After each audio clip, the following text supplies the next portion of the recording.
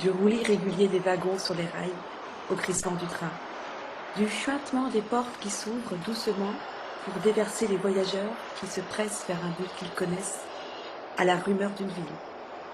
Une gare comme des centaines d'autres. Les premiers pas dehors au soleil, un peu désorientés. Voilà les premiers pas à l'île d'un voyageur.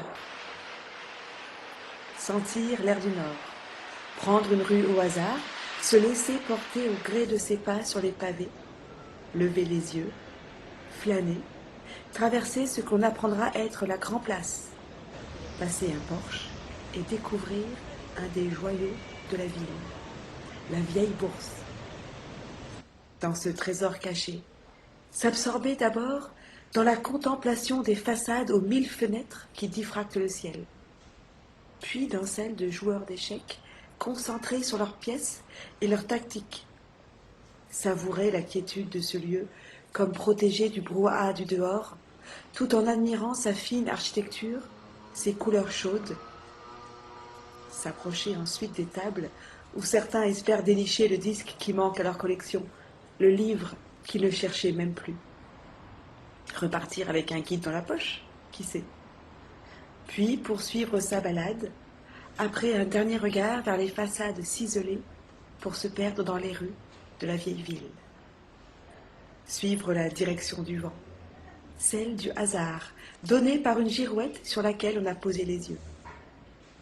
Se mêler à la foule, s'y perdre, s'y frayer un chemin et se laisser emporter sans résistance dans le flot jusqu'au stand de la braderie annuelle. Jeter un œil curieux sur tous ces objets et bibelots qui bientôt vont changer de main. Se laisser tenter, peut-être, par un bijou, une statuette. Sourire devant une étrange collection de coupelles, rappelant soudain qu'ici les moules frites, c'est sacré.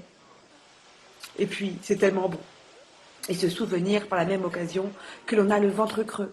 En profiter alors pour goûter cette spécialité en se joignant à la table de joyeux nordistes.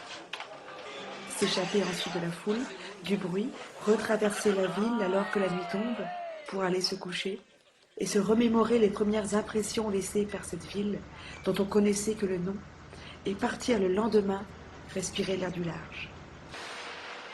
Gonfler d'air ses poumons comme une voile sous la brise, laisser ses cheveux au vent, sourire à la pieuvre bleue et à tous les cerfs-volants qui nous font de grands signes dans le ciel, comme des oiseaux retenus par un fil, relever le col de son manteau, cligner des yeux dans un soleil presque insolent, regarder autour de soi, découvrir ces vastes étendues si proches de la ville, mais déjà si loin.